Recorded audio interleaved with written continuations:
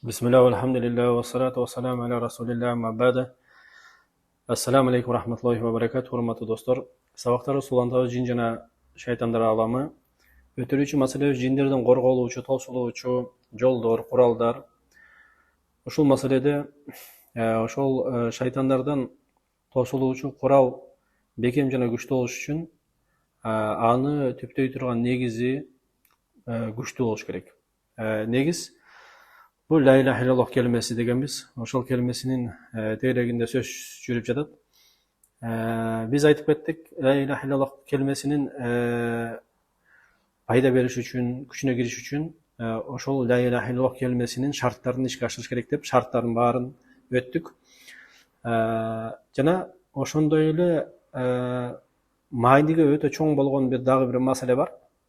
Шарттарынан бөлөк бул ошол la ilahe illallah kelimesин буза турган, кирдете турган дагы амалдар бар. Ошол амалдарды билиш дагы мусулманга важип жана зарыл болот. Себеп дегенде, эгерде карама каршы жолду билбей турган болсоң, анда ошол жолго түшүп калуу коркунуч болот дайыма. Ошон үчүн Аллах Таала кандай себептерди аткарганды жакшы көргөндөй, ошондой эле карама каршы жолду билип, ошого түшпөгөндү дагы жакшы көрөт. Ошон үчүн кайсы пенде эгерде жакшылык жолдоруна умтулуп, ошону билип, ошону жасаш үчүн аракет кылган пендесин Аллах жакшы көргөндөй, ошондой эле жаман жолду дагы билип, ошол нерсени ачык баяндап бөлөктөргө, ошол жаман жолго түшүп калбаш максатында эгер ушуну кыла турган болсо, албетте ушул пендесин дагы жакшы көрөт Аллах Таала.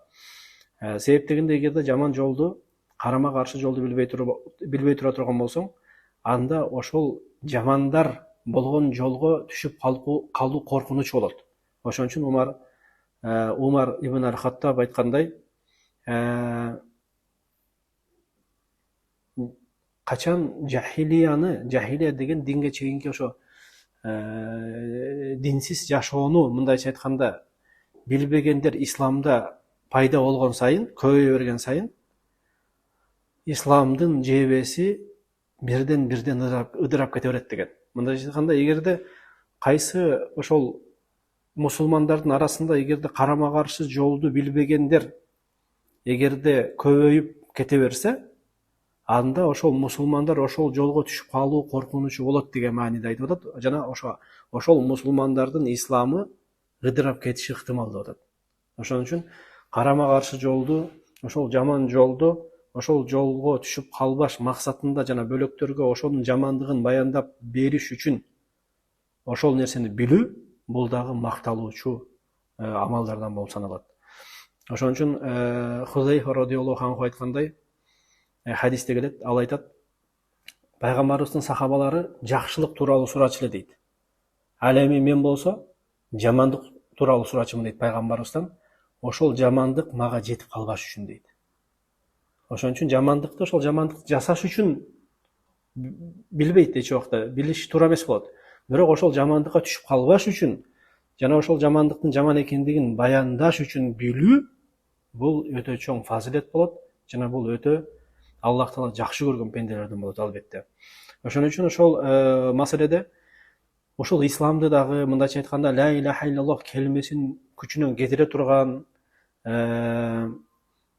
кирдете турган, жокко чыгара турган дагы амалдар өтө көп. Ошонун ичинен аалымдар эң чоңдорунан бир 10 айтышкан, кээ бирлерин айтып кетебиз. Ошолордун албетте эң эле биринчиси ошо ла илаха илlalloh келмесин кирдетип жокко чыгара турган бир амал, бул Аллахка ибадатта шерик келтирүү. Мындайча айтканда, Аллахтан бөлөгүнө ибадат кылуу, сыйынуу, албетте ушул ла илаха илlalloh келмесин жокко чыгарып, кирдетип, бул кишиге пайдап келбейт. Канча ла илаха илlalloh'ты тили менен айтпасын. Ошон үчүн Аллах Таала Кур'ан айткан, астаизу билlah, инналлоха ла ягфиру ан юшрака бихи ва ягфиру ма дуна залика лиман яша. Аллах Таала шерик келтирүүнү, ширкти эч кимге кечирбейт дейт. Бирок мындан төмөнүн кимге кааласа кечирет дейт. Бөлөк аятта Аллах Таала айтат, إنه من يشرك بالله فقد حرم الله عليه الجنة ومأواهم النار وما للظالمين من أنصار. Иш ушундай дейт, кимде ким Аллахка шерик келтире турган болсо, Аллах Таала аны бейишке арам кылып коет дейт, бейишке алып түшпөйт дейт. Жана бара турган жери бир гана тозак болот, жана залымдарга жардамчы эч убакта болбойт. Бунун ичине албетте айтып кеткенбиз, албетте өтүп кеткендерге дуа кылуу, ошолордон бирдемкени суроо. Албетте өтүп кеткен киши, өлгөн киши сага тургай өзүнө жардам бере албайт. Анын кыяматы башталды, анын сурагы башталды, анын дахшаты башталды. Ошол себептен балким аларга дуа кылыш керек. Алардан дуа кылып сурабай. Же мисалы үчүн алардан жардам суроо. Же мисалы үчүн аларга курбанчылык чалуу. Бунун баары Аллах Таалага арнала турган нерсе. Дуаны Аллахтан сурайбыз. Ошол өлүккө дагы Аллахтан сурап, я Аллахым, ошол майытка, ошол өтүп кеткен кишиге Аллах Таала рахматыңды бер деп дуа кылабыз. Аллахтан жардам сурайбыз, я Аллахым, бизди сактагын ар кандай апаттардан, ар кандай шайтандардын зыянынан дейбиз. Жана албетте курбанчылык бир гана Аллахка союлат. Аллахтын ыраазычылыгы союлат. Бисмилла, Аллаху акбар деп. Андан кийин дагы бир буза турган, ла иляха иллаллахты буза турган дагы бир чоң бир иштерден бул албетте кимде ким пайгамбарыбыздын жолунан дагы жакшыраак бир жол бар десе. Пайгамбарыбыздын жолунан дагы бөлөк бир жол кемелдүүрөөк жана жакшыраак деп билсе. Же пайгамбарыбыздын өкүмүнөн дагы бөлөк өкүм жакшыраак деп билсе.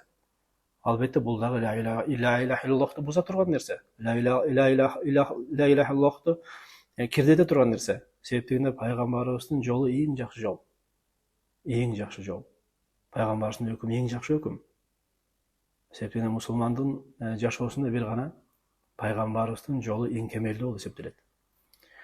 Бөлөк дагы бир иштерден бул мисал үчүн пайгамбарыбызга түшкөн бир нерсеге ачуу келүү, кишинин ачуусу келүү. Эгерде ошол нерсени өзү жасай турган болсо да, мисал үчүн өзү намаз окуйт, бирок намаз окугандар жаман көрсө, мисал үчүн жек көрө турган болсо, албетте бул ла иляха иллаллахты жокко чыгарып кирдете турган нерселерден. Же мисал үчүн сакал өстүргөндөрдү жек көрө турган болсо, себептен пайгамбарыбызга түшкөн нерсе бул. Пайгамбарыбыз сакал өстүрчү, сахабалар өстүрчү. Жана бул Аллах тарабынан буйрулган нерсе. Же мисал үчүн жолукчандарды жек көрүү. Кыскасы пайгамбарыбызга шариаттын эмне түшпөсүн, ошол бир нерсени эгер жек көрө турган болсоң, албетте ла иляха иллаллахты кирдейтсең, албетте. Же мисал үчүн бөлөк дагы бир иш, ла иляха иллаллахты жокко чыгара турган нерседен бул бир кыпындай нерсени дагы пайгамбарыбызга түшүрүлгөн шариаттан шылдыңдоо. Ал сооп болобу же жаза болобу. Мисал үчүн ушундай бир иш кылсаң, ушундай сооп болот десе, койчу, ушундай да болушу мүмкүнбү десең. Жай, сен алдыкы ишти кылба, бул күнөө болот. Себептен эгер буну кыла турган болсоң, Аллах Таала сени жазалайт десе. Койчу, сүйлөй бербечи, ким көрүп келиптир аны. Ушул болушу мүмкүнбү деп туруп шылдыңдай турган болсоң, албетте бул дагы сенин ла иляха иллаллахтыңды кирдетип жокко чыгарат. Сен аны тилиң менен айтканыңа карабай. Же мисал үчүн дагы бир чоң ла иляха иллаллахты буза турган нерседен бул сыйкыр. Эң чоң түрү мисал үчүн ысытма менен суутма. Суутма десе, ысытма десе бир гана күйөөсү менен аялдын ортосунда эмес. Ар кандай киши болбосун. Эне менен бала, достордун, чогуу иштеген кишилердин, ошолардын ортосуна азыр өтө көп болуп атат. Ысытып, суутуп, адамдарды ортосуна чагымчылык, жаман нерселерди кылып, ошо бири-бирин жек көрүш үчүн кылгандар көп болуп атат. Эгерде ушул түрдөгү сыйкырларды жана бөлөк түрдөгү сыйкырларды кыла турган болсоң, албетте сен ла иляха иллаллахты айтканыңа карабастан, ал сенин ла иляха иллаллахыңды бузуп, албетте кирдете турган нерсе. Ошол себептен ушул сыяктуу өтө көп амалдар бар албетте шариатта, шариат баяндап кеткен. Ушул нерселерди эгер кыла турган болсоң, сенин ла иляха иллаллахың жокко чыгып кирдейт деп баяндап кеткен. Биз кейбирлерине токтолуп кеттик, чоңдоруна. Ошол үчүн ушул нерсени билүү мусулманга албетте парз болот. Албетте буну билиш маанилүүрөөк жанакы себептерди, шарттарды аткарганга караганда. Ошол себептен эң негизгиси жамандыкты биз билиш керекпиз, ошол жамандыкка түшүп калбаш үчүн. Жана бөлөктөргө да ушул нерсени баяндап бериш керекпиз. Ушул жерде токтоп турабыз. Адаттагындай бүгүнкү өтүрүүчү дуа маселеде пайгамбарыбызга болгон салаватта токтолуп атабыз. Ошол кайсы жерде пайгамбарыбызга салават айтуу шариатта тастыкталган деген орундардабыз.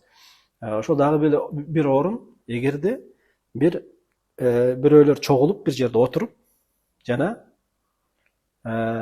кеткенге чейин пайгамбарыбызга салават айтуу бул шариатта тастыкталган нерсе. Пайгамбарыбыз саллаллаху алейхи вассалам имам Ибн Хиббандан келген хадисте Абу Хурайра радиаллаху анхудан пайгамбарыбыз саллаллаху алейхи вассалам айтат: кайсы коом эгер бир жерге чогулуп Аллахты эстебей пайгамбарына салават айтпай турган болсо, ошол акыбалдар кетип кала турган болсо, анда кыямат күнү ошол отуруштары аларга зыян болот деген. Ошон үчүн кимде ким бир жерге отуруп кала турган болсо, отурушта болуп турган болсо, көп отуруштар бар.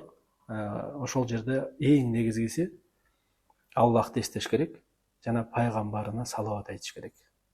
Ошондо балким кыямат күнү ошол отуруш сенин пайдаңа болот, сага сооп болуп берет.